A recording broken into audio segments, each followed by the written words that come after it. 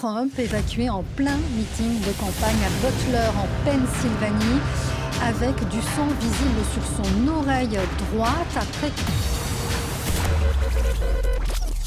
Le monde a été surpris sur la nouvelle de la tentative de finition, effacement, je dirais, pour éviter, vous comprenez, de Donald Trump. Donald Trump, un homme essentiellement détesté par beaucoup de personnes qui sont déçues, malheureusement, il faut le dire, de cet échec. Beaucoup auraient voulu et préféré le voir inexistant. Alors, on se pose la question de savoir, est-ce que le fait de ne pas aimer Trump nous donne le droit d'être content de ce qui lui arrive ou d'une situation où il serait effacé complètement?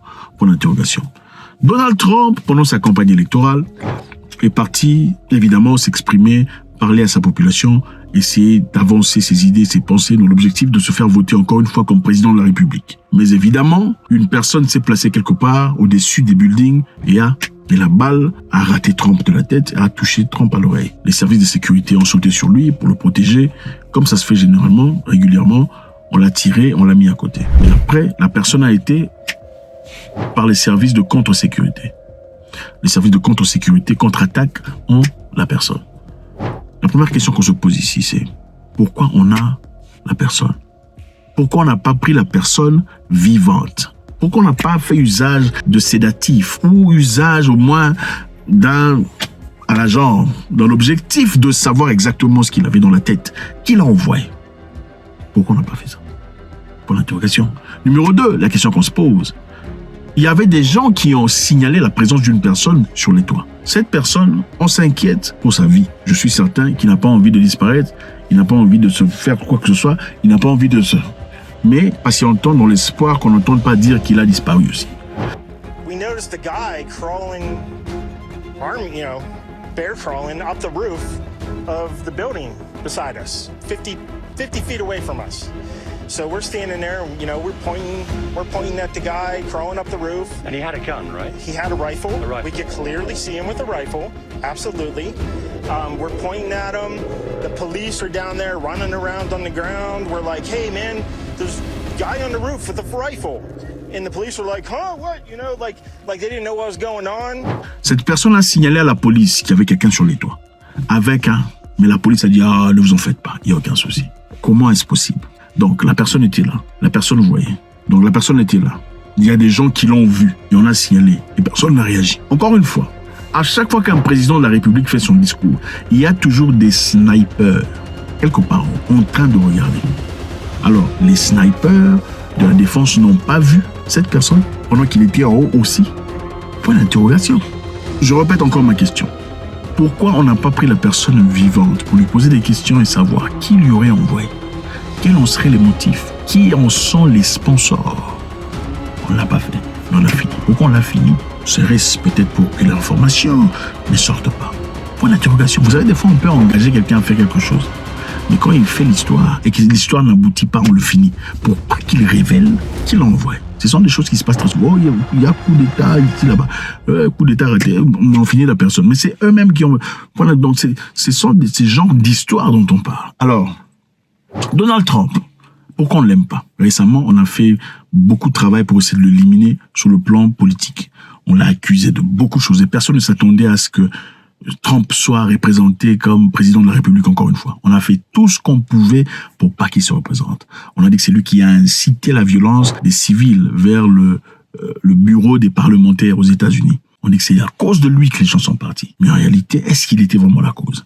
Aujourd'hui, tout le monde est surpris de le voir candidat aux élections présidentielles. Et jusque-là, il est en train de se représenter de manière incroyable. Donc il y a de fortes potentiels, de fortes chances qu'il redevient encore une fois président de la République aux États-Unis d'Amérique. D'autre part, pourquoi on n'aime pas Trump? Beaucoup de personnes disent qu'il est raciste. As far as I'm concerned, and they use it almost when they run out of things to criticize you. They say he's a racist. He's a racist. Now, in some cases, it's true. There are people that are racist, bad people. Mais est-ce que Trump est vraiment toutes ces choses? On va essayer de voir. Quelle est la politique de Trump? La politique de Trump est que les États-Unis aux Américains. Okay? C'est tout à fait évident, c'est conservateur. Les États-Unis d'Amérique aux Américains. Vous, restez chez vous. Soignez chez vous, améliorez chez vous, faites de votre pays quelque chose de grand. Si vous n'arrivez pas, vous recevrez l'aide nécessaire dont vous avez besoin pour changer votre politique interne, pour pas que vous veniez aux États-Unis. A-t-il tort de faire ça? Pour l'interrogation. Est-ce le fait de vous dire d'améliorer votre pays, d'arranger chez vous, de nettoyer chez vous, soit raciste, ou face de lui quelqu'un de raciste? Point d'interrogation. La politique internationale de Donald Trump est que l'Amérique ne doit pas être constamment en guerre avec d'autres pays. C'est l'un des présidents qui a fourni beaucoup d'efforts et jusque-là, le seul à avoir retiré des militaires américains des pays étrangers pour qu'ils rentrent à la maison.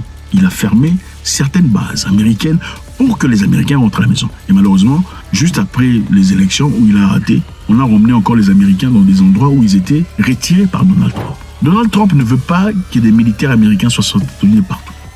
Donald Trump ne veut pas que l'Amérique soit la police du monde. Il veut que les intérêts américains soient pour les Américains et le focus des États-Unis d'Amérique soit pour Américains. Mais le problème qui se pose, c'est quoi? Donald Trump a de l'argent. Il est argenté. Il n'a donc pas besoin de sponsorship venant de qui que ce soit.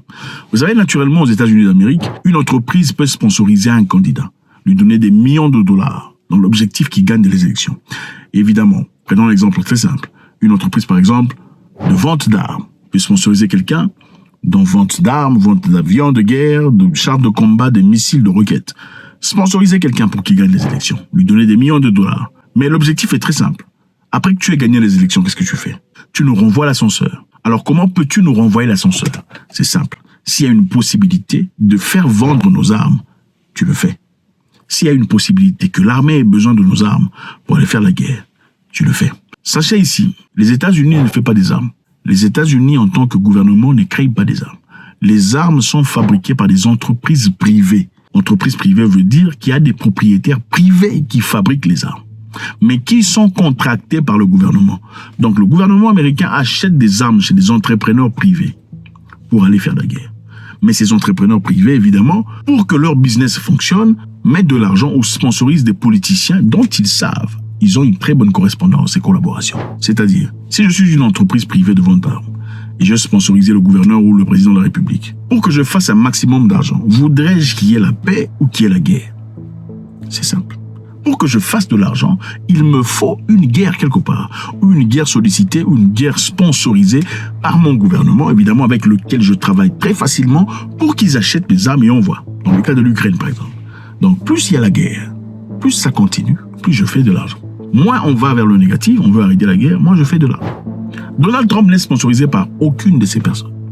Il a son argent, contrairement à ses opposants, qui malheureusement aujourd'hui sont en train de continuer à promulguer cette histoire de continuer la guerre, là où vous connaissez. Trump a dit, sa politique étrangère est celle-ci, s'il est voté président de la République, il va immédiatement arrêter la guerre en Ukraine.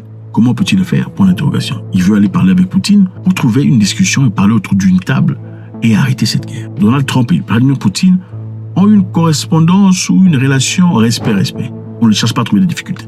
On lui avait récemment posé une question de savoir, qui veux-tu voir gagner la guerre, l'Ukraine ou la Russie? Can you say if you want Ukraine or Russia to win this war? I want everybody to stop dying. They're dying. Russians and Ukrainians. I want them to stop dying. Sa réponse était claire. Je veux que plus personne ne meure. Qui n'a pas dit « je veux que l'Ukraine gagne » ou que la Russie gagne. Il a dit « je veux que plus personne ne meure ». Donald Trump est le seul président à avoir été en Corée du Nord. En tout cas, il a traversé la frontière, a vu le président nord-coréen. Depuis la Corée du Sud, il a traversé la frontière pour aller en Corée du Nord et a fait traverser le président coréen du Nord vers la Corée du Sud. C'est une œuvre incroyable. Son objectif, retirer les militaires américains, le faire rentrer à la maison. Son objectif, trouver la paix ou un moyen d'entente avec la Corée du Nord et la Russie. Je vous rappelle encore une fois ici, Donald Trump est le seul président américain de cette ère avec lequel il n'y a pas eu de guerre qui implique les États-Unis d'Amérique directement. I will prevent and very easily World War III, very easily. Before I even arrive at the Oval Office, I will have the disastrous war between Russia and Ukraine settled. It will be settled quickly.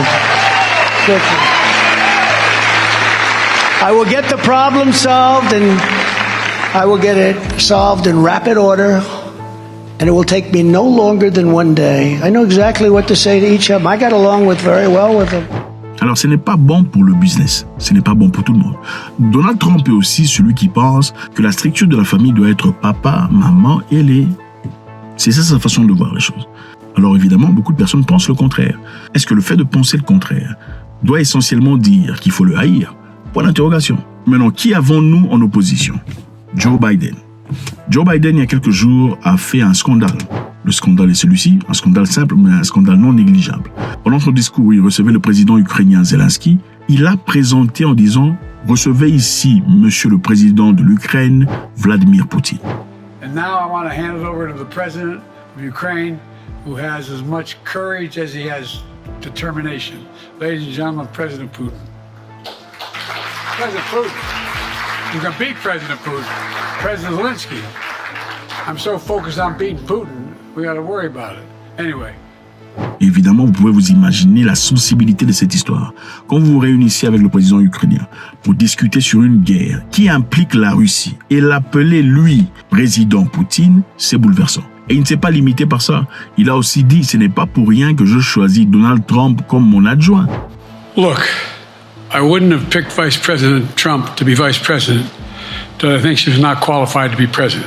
Pendant qu'il essayait de parler de Kamala Harris, l'adjoint de Joe Biden, ce n'est pas Trump. L'adjoint de Joe Biden, c'est Kamala Harris. Et évidemment, beaucoup de personnes en ont ras-le-bol, mais ne peuvent peut-être pas s'exprimer par rapport à ça. Même les démocrates eux-mêmes ne veulent plus de Joe Biden comme président de la République dans le futur. Mais, et peu à peu, certains commencent à ouvrir leur bouche et dire que Joe Biden doit éventuellement laisser la place à une autre personne. Dans cette réunion où plusieurs présidents s'étaient présentés, l'expression de la première ministre italienne, pendant qu'ils attendaient l'arrivée de Joe Biden. Maintenant, la question importante ici est celle-ci. Pourquoi cet homme, au départ, quand on a signalé sa présence sur les toits, personne n'a rien fait par rapport à ça? La police n'a pas réagi, on est resté calme. Numéro 2, les snipers qui sont là censés protéger le président pendant qu'il part n'ont pas vu une personne sur les toits. Comment est-ce possible? Numéro 3, comment ça se fait qu'après avoir finalement découvert que la personne tirée, on l'a fini aussi? Au lieu de l'arracher, ils en sont capables, de l'asphyxier, ils ont fait ça à maintes reprises. Certainement pas dans un cas d'un président, mais ils ont fait ça à maintes reprises. Point d'interrogation. Qui cache quoi? Qui est l'auteur de cette histoire? Point d'interrogation. Faites-moi savoir ce que vous en pensez, c'est toujours avec beaucoup de plaisir. God bless. YouTube me dit que la plupart de vous, beaucoup en tout cas, regardent les vidéos, mais malheureusement ne sont pas souscrits. Je vous en prie de vous abonner, je vous en prie de cliquer sur le bouton abonner pour qu'on avance allègrement. God bless.